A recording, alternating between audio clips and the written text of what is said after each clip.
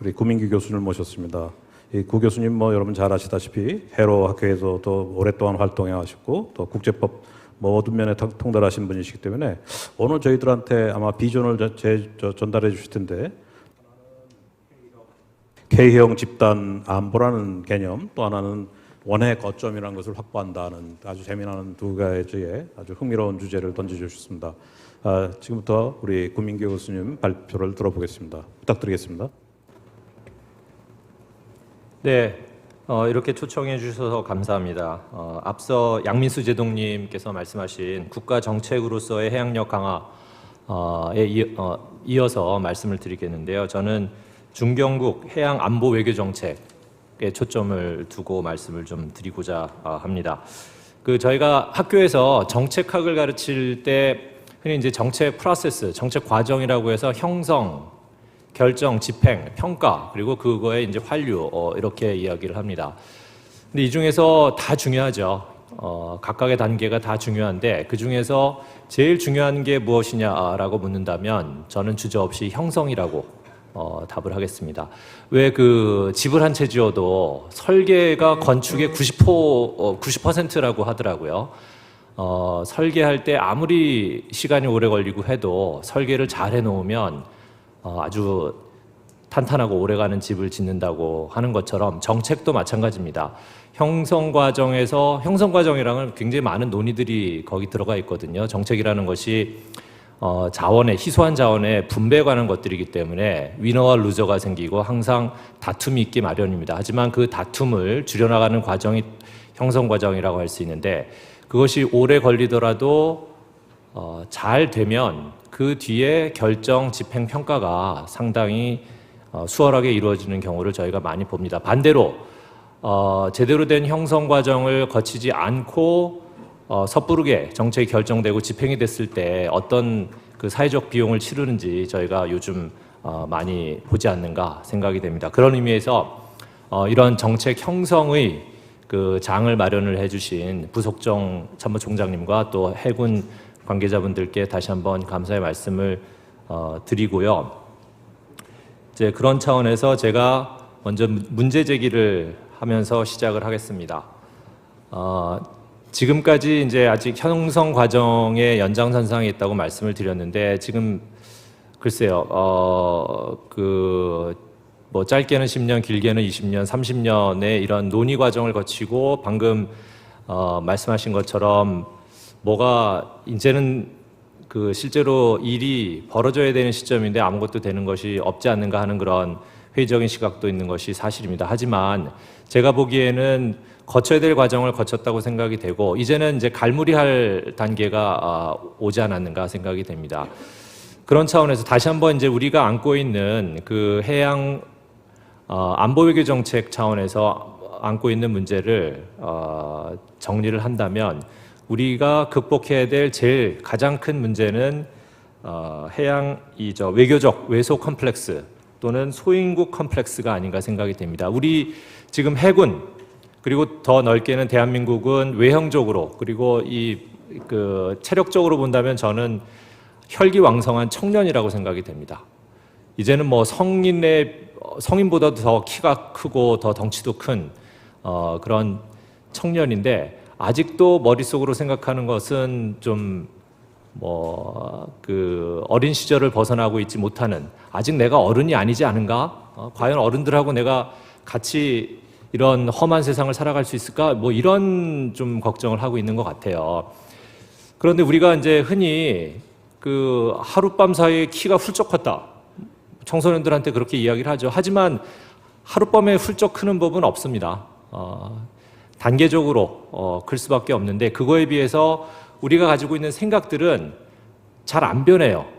안 변하지만 이것이 어느 날 변하면 정말 하루아침에 변할 수 있는 것이 또 우리가 가지고 있는 생각이고 인식이 아닌가 생각이 되고요. 그런 면에서 우리는 지금까지 이런 외소 컴플렉스, 소인국 컴플렉스라는 퍼셉션을 안고 살았지만은 이제는 하루아침에 던질 단계에 진입한 것이 아닌가 그렇게 생각이 됩니다. 그래서 지금까지 우리 해양안보 외교라고 하면 조용한 외교를 해야 되고 주변국의 눈치를 봐야 되고 미국 눈치도 봐야 되고 중국 눈치도 봐야 이렇게 생각을 했는데 이제는 그것은 아니지 않는가 하는 생각이 듭니다. 조용한 외교보다는 뭐 하루아침에 저희가 웅변가가 될 필요는 없겠죠. 하지만 과묵하지만 묵직한 해양안보 외교가 필요하고 또 가능한 시대라고 생각이 됩니다. 자, 그렇다면 어떤 방향성을 우리가 가져야 되겠는가? 라는 차원에서 말씀을 드리면 뭐 방향성은 한반도 밖을 봐야 된다는 겁니다. 지금까지 우리 안보 정책은 한반도 틀 내에서만 머물러 왔다면 이제는 우리 스스로의 필요에 의해서 그리고 또 남들이 그렇게 원합니다. 앞선 세션들에서 이제 미국과 중국 말씀을 하셨는데 세상에는 미국과 중국만 있는 것이 아니죠. 대한민국도 있고 또 여러 우리의 다른 우방국들도 있습니다. 동남아시아 국가들도 있고요. 뭐 아프리카 국가들도 있고 뭐 남미 국가들도 있습니다. 그 국가들이 대한민국을 저는 바라보고 있다고 생각이 됩니다. 왜냐하면 미국과 중국 사이에 선택을 하라라는 문제는 저희만 직면하는 문제가 아니에요. 다른 국가들, 특히 동남아시아 국가들 똑같이 그런 고민을 하고 있습니다. 하지만 어느 쪽으로 가야 될지 모르고 있어요. 그 방향을 대한민국이 보여주기를 바라고 있다고 저는 생각이 됩니다. 그래서 우리 스스로가 한반도에, 물론 한반도가 가장 중요하죠. 하지만 그 한반도 이원을 바라보는 것이 우리의 방향성이고 필요성이라고 생각이 됩니다. 신남방 정책 저 적극 지지합니다. 하지만 처음 나왔을 때부터 얘기를 했는데 아직까지 잘 안 되고 있는 부분이 해군이 빠져 있어요. 해군이 빠져있는 신남방 정책은 저는 껍데기에 불과하다고 생각이 됩니다. 자, 이런 것들을 우리가 채워나간다면 방향성과 필요성 차원에서 우리 스스로뿐만 아니라 우리의 주변국들도 설득해 나갈 수 있다고 생각이 됩니다. 자, 그래서 제가 제시하는 것이 중경국 해양안보 정책의 안가주망, 인게이지먼트 팔러스입니다. 오전 세션 그리고 직전 세션에서도 계속 나온 얘기가 미국과 중국 사이의 선택의 문제입니다. 굉장히 어렵습니다. 저도 답을 갖고 있지 않아요. 이 얘기가 또 하루 이틀 된 문제가 아닙니다. 이 지금 방기와 연루라는 개념을 빅터 차 교수가 제시를 한 것이 1999년 그 책에서거든요. 벌써 횟수로 20년이 넘었죠. 그런데도 여기에 뾰족한 답이 안 나오고 있습니다. 일본은 이제 미국 쪽으로 선택을 했고요. 우리가 지금 선택을 할 차례가 아닌가라는 그런 압박감이 몰려오고 있는 상황인데 저는 이 방기냐 발음을 잘해야 되겠습니다. 방기냐 연루냐라는 이 1차원 틀에서 우리가 벗어나지 않으면 절대 답을 얻을 수 없다고 생각이 됩니다. 그 두 점 직선으로 된 1차원의 그 직선 밖에 우리가 새로운 점을 하나 찍고 빠져나와야만 해답을 찾을 수 있다라고 생각이 됩니다. 그것이 저는 보다 적극적인 관여 정책, 인게이지먼트 팔러시라고 생각이 됩니다. 우리는 그간 전략적 모호성이라는 말을 상당히 좋아했던 것 같아요. 하지만 제가 보기에는 모호하기만 했습니다. 전략은 없고 이제는 전략을 가질 때인데 그 전략이라는 것이 그 미국과 중국이라는 일직선 밖에 점을 찍는 그런 노력이 되지 않을까 생각이 됩니다. 지금까지 그 이전 정부들 그리고 현 정부가 추진하는 많은 그런 외교적 수사들이 정말 그 수사에 그친 중요한 이유 중에 하나도 그러한 적극성이 부족했기 때문이 아닌가 생각이 됩니다. 자, 그래서 홍 교수님께서 말씀하신 것처럼 이제 제가 두 가지 정도를 제안을 하려고 하는데요. 첫 번째는 K 집단 안보입니다. 이것은 저희 이제 해로 연구에서 같이 활동을 하고 계시는 해군사관학교 임경환 교수님께서 제시하신 개념인데요. K 컬렉티브 시큐리티 말도 안 되는 얘기라고 생각하시는 분, 저도 처음에 그렇고 지금도 일부 좀 솔직하게 말씀드리면 그런데요. 말도 안 되는 얘기라고 생각하시는 분들이 아마 대다수이실 겁니다. 그런데 그렇기 때문에 저는 이게 더 필요하고 가능하다고 생각이 됩니다. 왜냐하면 불과 10년 전만 해도 우리가 K 집단안보를 들고 나오면 아무도 환영하지 않았어요. 하지만 앞서 말씀드린 것처럼 지금 미국과 중국 사이에서 딜레마에 빠진 국가들이 굉장히 많기 때문에 저희가 이 K 집단안보를 들고 나오면 은근히 동참할 수 있는 국가들이 많이 있다고 생각이 됩니다. 그런 환경이 무르익었다고 생각이 되고요. 그런 차원에서 우리가 한번 시도를 해볼 수 있는 문제가 아닌가 생각이 됩니다. 흔히 우리가 이제 어떤 그 정책 딜레마에 빠지면 두 가지 옵션이 있어요. 문제를 쉽게 만들어서 해결을 하거나 아니면 뭐 대개의 경우는 그렇습니다. 일단 단순화를 해서 뭔가 핵심적인 쟁점을 잡고 그 문제를 해결을 함으로써 정책 문제를 풀어나가는 그런 방식을 취하는데, 역설적으로 지금 우리가 빠져있는 딜레마를 좀 더 어렵게 만들어서 해결을 하는 방법이 있다고 합니다. 이건 제 얘기가 아니라 제가 최근에 무슨 그 수학자가 쓴 책을 읽었는데요. 수학계에서는 그렇게 해서 증명을 하는 사례들이 있대요. 그게 뷰퐁의 바늘이라는 개념이 있습니다. 뷰퐁's needle problem이라고 하는데, 오히려 문제를 어렵게 하면서 해법을 찾아내는 역발상의 그런 방식이라고 합니다. 저는 이 K 집단 안보가 우리가 처해 있는 안보 딜레마를 역발상을 통해서 해결할 수 있는 좋은 그 방식이 아닌가 생각이 됩니다. 앞서 그 이충근 박사님께서 오전에 쿼드 플러스 차원이 아니라 아예 펜타 동맹을 만들어서 우리가 거기에 적극 참여하자라고 말씀을 하셨는데, 그 부분도 우리가 적극적으로 고려를 해야 되겠지만, 다시 말씀드리자면 우리뿐만 아니라 다른 국가들이 쿼드 플러스에 참여를 요청받고 지금 굉장히 곤란해하는 국가들이 있단 말이죠. 이런 국가들과 우리가 K 집단 안보를 한번 논의를 시작해 볼 수 있지 않을까 생각이 됩니다. 자, 다음은 이제 이 K 집단 안보하고 관련되는 개념으로서 원의 거점 확보입니다. 앞서 그 양재동님께서도 경항모 말씀하셨는데, 경항모도 저는 넓은 의미에서의 원의 거점 확보의 일환이라고 생각이 되는데요.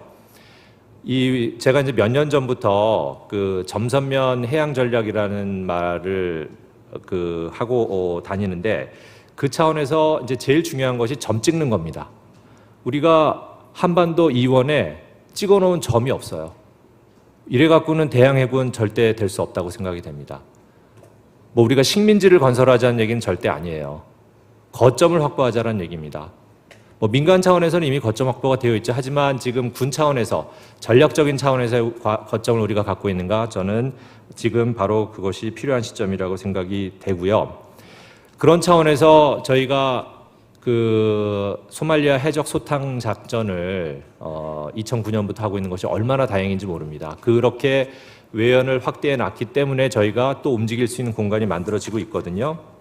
그런 차원에서 제가 이제 이 부분은 작년에 해양력 심포지움에서도 한번 말씀을 드렸는데, 또 그 못 들으신 분들이 있을까 하여 잠깐만 또 말씀을 드리면, 제가 이제 제안을 하는 것이 베트남의 점찍자입니다. 베트남의 원의 거점 확보하자인데, 베트남이 지리적으로 대략 중간 정도 되고 있고요. 아덴만하고 비교를 했을 때. 그 다음에 우리하고 경제적, 전략적 이해관계를 굉장히 많이 공유하고 있습니다.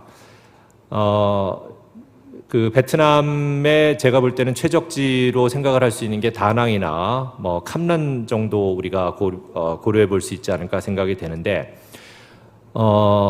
이게 다행인 것은 우리만 그렇게 생각하는 것은 아니더라고요. 미 해군도 베트남에 아시아 해군 기지를 만들고자, 왜냐하면 이제 필리핀이 좀 여의치가 않으니까 대안으로서 베트남을, 물론 아직 구체화되고 있지는 않지만 베트남을 고려를 하고 있는 것으로 알고 있습니다. 베트남도 적극적입니다. 중국 견제를 위해서 외국 군함들을 기항을 시키고 있어요. 굉장히 긍정적인 변화라고 생각이 되고요. 베트남을 아시는 분들은 이제 제가 이 말씀을 드리면 산불 정책 때문에 안 된다라는 말씀을 하시는데, 산불 정책 때문에 어렵죠. 하지만 저는 다시 한번 말씀드리지만 산불 정책 때문에 안 되는 것이 아니라 산불 정책에도 불구하고, 그러니까 흔히 우리가 이제 because of mentality하고 in spite of mentality라고 하거든요. 뭐뭐 때문에 안 된다라고 하는 건 저는 loser mentality라고 생각이 돼요. 그럼에도 불구하고 베트남의 산불 정책에도 불구하고 우리가 할 수 있는 여지가 굉장히 많습니다. 그래서 베트남 관계자분들하고 이런 얘기를 사적으로 좀 해봤는데요. 신남방하고 이렇게 연결을 시켜서 해보면 좋지 않을까 이렇게 얘기하면 깜짝 놀랍니다. 왜냐하면 한국은 신남방 해갖고 경제적인 뭐 이런 거, 기업 활동 이런 거에만 관심을 갖고 있는 줄 알았는데, 이런 안보 분야에도 관심을 갖고 있느냐고 깜짝 오히려 놀랍니다. 자, 그래서 우리가 할 수 있는 여지가 있다고 생각이 되고요. 자, 이런 차원에서 이제 거버넌스 관련되는 말씀을 드리고 마무리를 드리겠습니다. 해군 혼자서 안 됩니다. 해군 혼자서 하시면은 그냥 망망대해에 혼자 떠 있는 뗏목 같으실 거예요. 다른 부처들하고 네트워킹 하셔야 됩니다. 그런 면에서 거버넌스의 점선면 전략이 필요하다고 저는 생각이 되는데, 먼저 외교부, 기재부, 해경청 등 다른 정부 부처와 같이 만나서 부지런히 말씀을 나누셔야 되겠고요. 그런 노력들이 지금까지 이루어져 왔지만 좀 더 필요하다라는 관점에서 말씀을 드립니다. 좀 더 구체적으로 말씀을 드리면 외교부입니다. 외교부인데요. 저희가 이제 중경국 해양 안보 외교 정책이라고 정의를 내리면 이게 국방부하고 외교부하고 오버랩이 돼요. 해양 쪽 하면 이제 당연히 해군, 그러니까 해양 안보죠. 해양 안보라고 하면 해군 국방부가 관련이 되는데, 국방부 스스로도 해양 안보가 뭐지? 아직 정립이 잘 안 돼 있는 것 같고요. 외교부 쪽으로 가면 외교 정책이니까 보는데, 외교부에서는 이거를 안보 정책이라고 하는 게 굉장히 좀 어려움이 느껴지는 것 같고, 그 중에서도 주로 국제법으로 접근을 하고 있습니다. 자, 그래서 우리가 외교부하고의 접점을 만들기 위해서는 저는 이제 두 가지를 제안을 드리면, 첫째, 해외 무관 보내시잖아요. 우리 해군 무관 더 많이 보내셔야 됩니다. 지금 일부 국가들 보내고 계시는데, 저희가 중요한 해양 거점들에는 외교부하고 협의하셔서 해군 무관들 더 많이 보내셔야 돼요. 두 번째는 해군 차원에서 국제법 전문가 더 양성해 주셔야 됩니다. 외교부하고의 소통하는 랭귀지는 국제법이에요. 근데 이 랭귀지가 서로 다르다 보니까 소통이 안 되시고, 소통이 안 되다 보니까 두 굉장히 중요한 외교 관련 부처가, 안보 관련 부처가 서로 따로 노는 경향이 있지 않은가 생각이 됩니다. 마지막입니다. 해경청하고 관계 중요합니다. 지금 해수부 다시 밑으로 들어갔는데요. 지금 해수부 밑으로 들어가 있을 때 제일 큰 문제가 해군하고 직접, 그리고 국방부하고 유기적으로 협조가 안 되는 것으로 보입니다. 단적으로 NSC 멤버가 아니에요, 해수부가. 그렇다 보니까 좀 어려움이 느껴지는데, 제가 이제 민간 차원에서 과감하게 제안을 드리자면, 해경청이 굉장히 중요하기 때문에 해수부 밑이 아니라 정 안 되면 행정안전부 산하로 바꾸자 하는 얘기를 그리고 또 우리 저희 해로운 멤버이신 동아일보의 이정훈 기자님께서 하고 계십니다. 이런 차원에서 제가 조금 더 질문이 나오시면은 자세하게 말씀을 드리겠습니다만, 이 중경국의 해양 외교안보 정책을 만들기 위해서 해군의 노력이 1차적으로 절대적으로 중요하고요. 하지만 해군 스스로의 노력만으로는 안 된다. 다른 주위 유관 부처들과의 협력 중요하다라는 말씀을 드리고 제 발표를 마치겠습니다.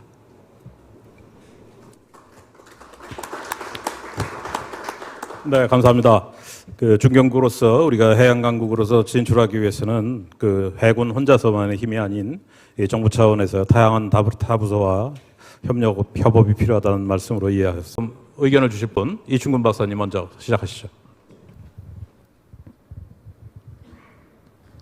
예, 지금 우리가 미국하고 동맹을 얘기하면서 우리나라 사람들이 지금 매일 얘기하는 거가, 우리가 미국이 뭐를 하는데 인트랩 되는 거가 두렵다, 연루되는 것이 두렵다라고 자꾸 얘기를 하는데, 동맹이라는 것은 연루되기 위해서 만든 겁니다.